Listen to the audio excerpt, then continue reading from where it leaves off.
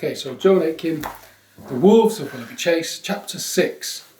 At 5 o'clock, the two children stole cautiously to the little blue powder room, which, luckily, was in a remote wing of the great house, where Miss Slycart was not likely to make her way. Patten was there already, and greeted them with tears and embraces. "Oh, Miss Bonny, Miss Sylvia, my dears, what's to become of us? What? That's what I should like to know, with that wicked woman in charge of the house." We shall be all right," said Bonny stoutly. "She can't do anything very dreadful to us. But oh, Patten, what about you? She will have you sent to prison if she catches you here." "She won't catch me," said Patten confidently. "I crept in by the apple room door when the other servants left, and I fixed myself up in the little south attic of the 4th floor as snug as you please. My fine lady will never set foot up there, you may be certain. And I'll be able to creep down from there and help you with your dressing and put you to bed and look after your things, my poor lambs. Oh, that I should live to see such a wicked day." "But Patten, how will you live?" Bonny was beginning when James came quickly and quietly into the room. "What a lark," he said. "The old cat nearly caught me. Met me in the long gallery and asked what I was doing. I said, going to see all the windows were shut for the night. And she said, yes, that's right. We want no thieving servants creeping back under the cover of dark." Thieving! I'd like to know what she thinks she is. The children told him Patten's plan, and he approved it heartily.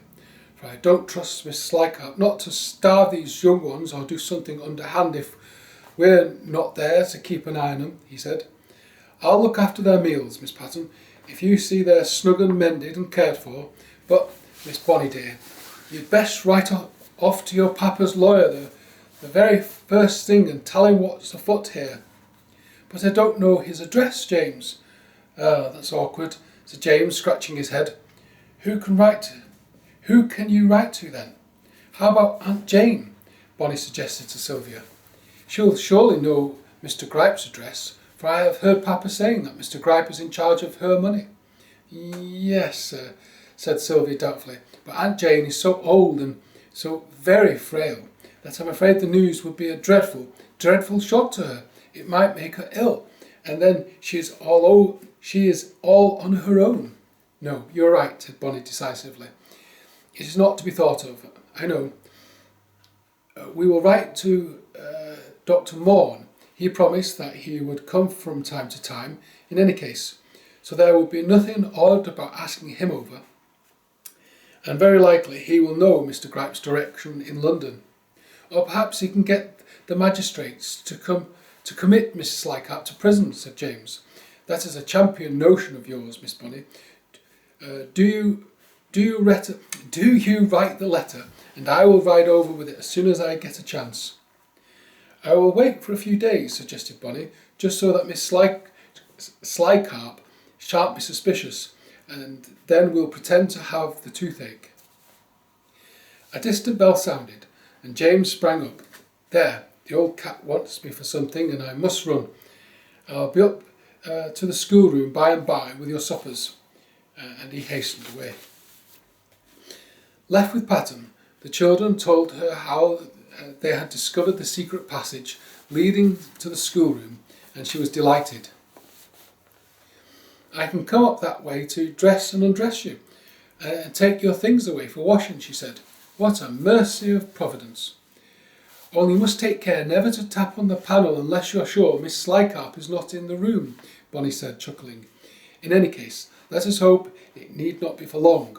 Dr. Morn will soon settle her when you tell him what's going on here." "Hark, there's the stable clock chiming the hour, Sylvia," said Bonny. "I believe we should go back to the schoolroom so that presently James can come and let me out of the cupboard. It would be terrible if Miss Slycart were to accompany him and find me not there." During the next few weeks the children became half accustomed to their strange new life. They hardly saw Miss Slycart and Mr. Grimshaw, who were too busy discovering what they could make away with from Sir Willoughby's property to have much time for the children. James and Patten cared for them, bringing their meals and protecting them from contact with other servants, who were a rough, untrustworthy lot. Several times the secret panel proved exceedingly useful when Miss Slycarp approached the schoolroom on her daily visit of inspection, and Patten, busy performing some service for the children, hastily darted through it. There was little enough to do. They dared not be seen skating, and the snowy weather kept them near the house. But one day, Prout, the undergroom, finding Bonnie crying for her pony in the empty stable, whispered to her that he had not sold the ponies, only taken them to one of the farms on the estate, and that when the weather was better they might go over there and have a ride. This news cheered Bonnie a good deal. To lose her pony feathers, and the new one that had been bought for Sylvia, on top of everything else, had been almost more than she could bear. At last she decided that she could write to Dr. Morn without incurring suspicion. For a whole day she went about with her face tied up in a shawl, complaining that it ached. And that evening she crept up to the attic where her little desk was hidden and composed a note in her best handwriting with advice from Sylvia. Dear Doctor, will you please come to see us, as we don't think Papa would like the things that are happening here, and we can't write to him for he is on board ship. Miss Slycarp, our wicked governess, has dismissed all the good old servants and is making herself into a tyrant. What's a tyrant? Well, we'll look it up afterwards in the dictionary, but it's someone who rules with stern authority and doesn't let you get away with anything. She wears Mama's dresses, and Mr. Grimshaw is in league with her, and they drink champagne every day. Yours respectfully, Bonnie Green and Sylvia Green. Next morning when Bonnie gave James his carefully written note, a dreadful thing happened. James had the note in his hand when Miss Slycarp, who seemed to have the knack of appearing always just when she was not wanted, and her sharp eyes immediately fastened upon it. What is that, James? Miss Bonnie has the toothache, ma'am. She wrote a note asking Dr. Morn if he would be so kind as to send her a poultice for it. I see. What's a poultice? I don't know, Rachel. Maybe it's in the book at the back with the words that we don't know. Poultice. It's not written in there. We'll have to look it up. I see. There is a heavy deed box in the library I won't move, James. Come and attend to it, please, before you deliver the note. Unwillingly, James followed. Put that note on the table, she said, giving Mr. Grimshaw, who was in the library, a significant look as she did so. While James was struggling to put the heavy box exactly where Miss Slycarp required it, under a confusing rain of contradictory instructions, Mr. Grimshaw quickly glanced at the direction on the note, and then, with his gift of imitating handwriting, copied the address onto a similar envelope with a blank sheet of paper inside. When James's back was turned for an instant, he very adroitly exchanged one note for the other. There then, said Miss Slycarp, be off with you, sir, and don't loiter on the way or stop to drink porter in the doctor's kitchen. The instant James was out of the room, she opened the letter, and her brow darkened as she read it. This must be dealt with, she muttered. I must dispose of these children without delay, and she showed the letter to Mr. Grimshaw. Awful little minxes, he exclaimed. You are right, the children cannot be allowed to stay here. When can we move them? Tonight? He nodded.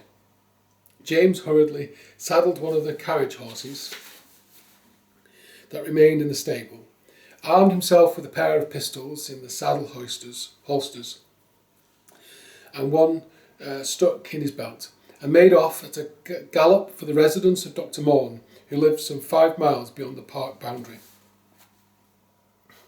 Unfortunately, when he reached his destination, it was only to discover that the doctor had been called from home on an urgent case, a fire in the town of Blastburn in which several people had been injured, and was not expected home that evening. James dared not linger, though he had been intending to reinforce Bonnie's note by himself, telling the doctor how bad things were at the Chase. He could only deliver the letter and come away, leaving a message with the doctor's housekeeper imploring Dr. Morn to visit Miss Bonnie as soon as possible. Then he made his way homeward. A wolf pack picked up his trail and followed him, but his horse, its hooves winged by fear, kept well ahead, and James discouraged the pursuit by sending a couple of balls into the midst of the wolves, who fell back and decided to look for easier prey. The dull, dark afternoon passed slowly. The children worked fitfully at their tasks of mending. Bonnie was no longer locked up, but Miss Slycart made it plain that she was still in disgrace, never speaking to her and giving her cold and sinister looks. The sounds of a horse's hoofs had drawn both children to the window on one occasion when Miss Slycart came suddenly into the room. "Back to your work, young ladies," she said angrily. "Whom did you expect to see? Pray?" "I thought, that is, we did not expect," Sylvia faltered. "It is James returning from his errand." "So," Miss Slycart gave them again that strange glance, and then left them, after commenting unfavourably upon their needlework. She returned to the library, where she rang for James and gave him orders that utterly puzzled him. "The carriage," he muttered, scratching his head. "What can she want the carriage for at such a time?" Dusk and then dark came, and bedtime drew near. The children had long since abandoned their sewing and were sitting on the hearthrug with arms entwined in a somewhat sorrowful silence, gazing at the glowing coals which cast their dim illumination over the bare room. "It is too late, I fear. Dr. Morn will never come today," Bonnie said sighing. There was a gentle tap on the secret panel. "Pattern! It is Pattern!" said Sylvia, jumping up, and she made haste to press the spring. Pattern came bustling out with a tray on which were 2 silver bowls of steaming bread and milk, besides little dishes of candied quince and plum. "Here's your supper, my lambs. Now eat that while it's hot, and I'll be warming your beds and night things. Thank the good providence of old Pattern here to see you don't go to bed cold and starving." When the last spoonful was eaten, she hustled them into their warm blue flannel nightgowns and saw them tucked up in bed. "There, my ducks, sweet dreams, guard your rest," she said, and gave each a good night hug. At this moment they heard Miss Slycart's brisk, heavy steps coming along the passage. "Lax a me," gasped Pattern. She snatched up the tray and was through the secret door in a flash. Just as it clicked behind her, Miss Slycart entered through the other door, carrying a lamp. "In bed already?" she said. She sounded displeased. The children lay wondering what fault she could find with such praiseworthy punctuality. "Well, you must just get up again," she snapped, dumping the lamp on the dressing table. "Get up, dress yourselves, and pack a valise with a change of clothes. You are going on a journey." "A journey?" The children stared at each other, aghast. They could not discuss the matter, however, as Miss Slycart remained in the room, sorting through their clothes and deciding what they were to take with them. Sylvia noticed that she put out only their oldest and plainest clothes. She herself was given none of the new clothes. Plainest things, yes, sorry. She herself was given none of the new clothes that Pattern had been making her, but only those made from Aunt Jane's white curtain. Where are we going, Miss Slycart?" she presently ventured. Bonnie had such a vehement dislike of the governess that she would never address Miss Slycart unless obliged to do so. "To school." "To school? But are you not then going to teach us, ma'am?" "I have not the leisure," Miss Slycart said sharply. "The estate affairs are in such a sad tangle that it will take me all my time to straighten them. You are to go to the school of a friend of mine in Blackburn." "But Mamma and Papa would never agree to such a thing," Bonnie burst out indignantly. "Whether they would or whether they would not is of no importance, young lady." "Why do you say that?" asked Bonnie, filled with a nameless dread. "Because I had a message this afternoon to say that the Thalassie, the ship on which your Mamma and Papa set sail, has been sunk off the coast of Spain. You are an orphan, Miss Green, like your cousin, and from now on it is I who have the sole say in your affairs. I am your guardian." Bonnie gave one sharp cry, "Mama! Papa!" and then sank down. Mama. Yeah. Not Mama, Papa. Yeah. No. Trembling on the sofa, burying her face in her hands. Miss Leichhardt looked at her with a strange sort of triumph, and then left the room, carrying the valise. Valise? How do you pronounce that? I don't know. It's some silly French word. And bidding them both be ready in 5 minutes. As soon as she was gone, Bonnie sprang upright again. "It is not true. It cannot be. It can't be." She said it just to torment me. "But oh," she cried, "what if it is true? Sylvia, could it be true?" How could poor Sylvia tell? She tried to comfort Bonnie, tried to assure her that it must be lies, but all the time a dreadful doubt and fear lay in her own heart. If Bonnie's parents were no more, then their only protectors were gone.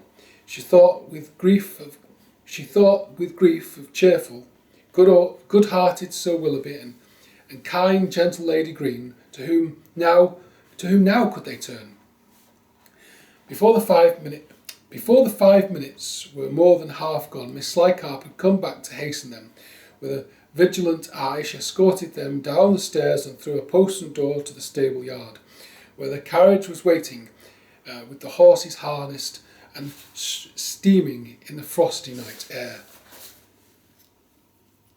Sleepy and shivering, they had hardly had strength to protest when Mr. Grimshaw, who was there, hoisted each into their carriage, and then handed up Miss Leichhardt, who sat grimly between them. "Well, a pleasant journey, ma'am," he cried gaily. "Mind the wolves don't get you." "I'd like to see the wolf that would tackle me," snapped Miss Leichhardt, and then to James on the box, "You may start, sir." They rattled out of the yard and were soon crossing the dark and snowy expanse of the park. They had gone about a mile when they spied the lights of another carriage coming towards them. It drew to a halt as it came abreast of them. "'Tis the doctor, ma'am," said James. "Young ladies," said Miss Leichhardt sharply.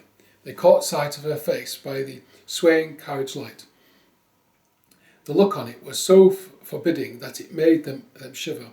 "One word from either of you, and you'll have me to reckon with. Remember that you are now going to a place where Miss Green of Willoughby Chase is not of the slightest consequence. You can cry all day in a cold cellar and no one will take notice of you, if you choose that to be so.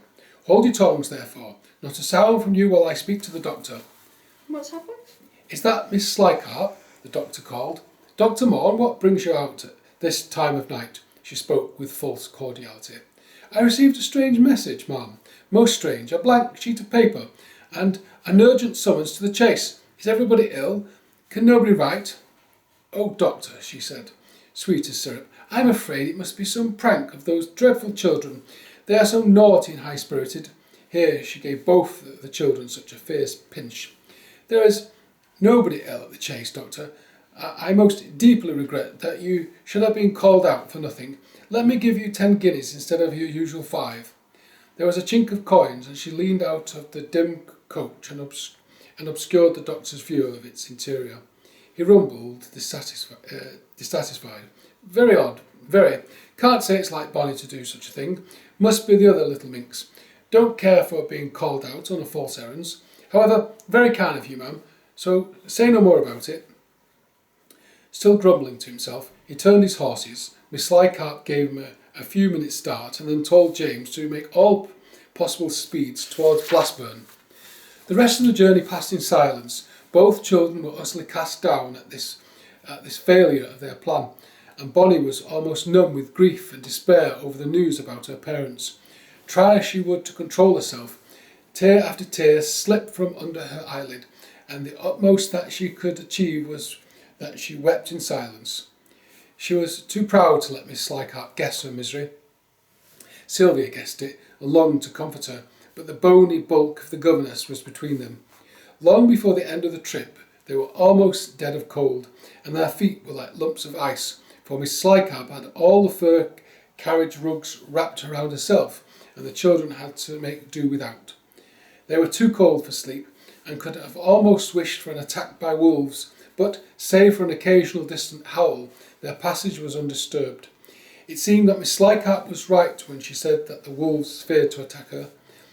At last they drew near the great smoky lights and fearsome fiery glare of Blackburn, where the huge slag heaps stood outlined like black pyramids against the red sky.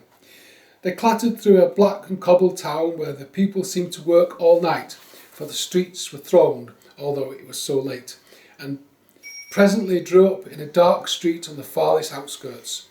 Miss Leichhardt alighted first, and Sylvia had just time to breathe hurriedly to James as he lifted her down. "You tell Patton when you're gone, James. You'll tell Patton where we are gone, James. She'll be so worried." Oh, it's like Sylvia telling her. Sorry, I've got it all.